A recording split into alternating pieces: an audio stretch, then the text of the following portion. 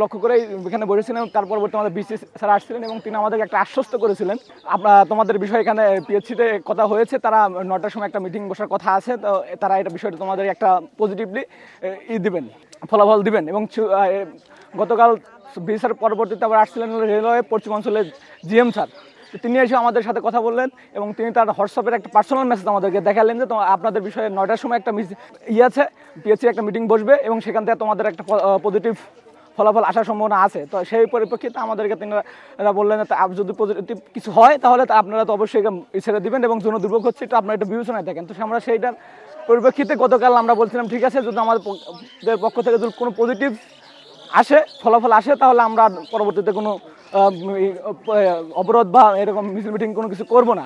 কিন্তু দেখা গেছে যে এখন প্রায় 2টা বেজে গেছে, 2টা প্লাস হয়ে গেছে, কিন্তু এখনও পিএইচসি থেকে আমাদের প্রতি কোনো পজিটিভলি নোটিশ দেয়নি। তো তারই পরিপ্রেক্ষিতে আমরা আজকে আবারও এখানে অবরোধে বসেছি, রেলকে অবরোধ করেছি।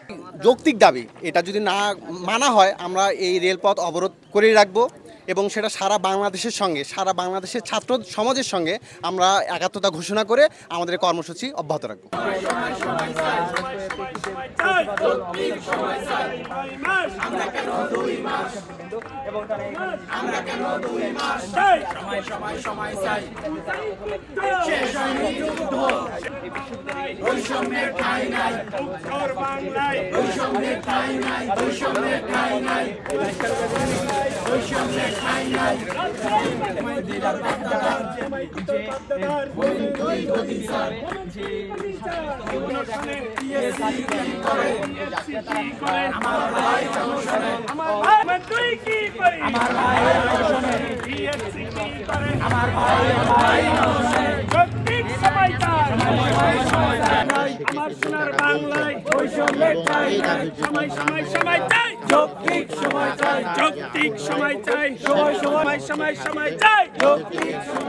সবাই পাই 16 মাস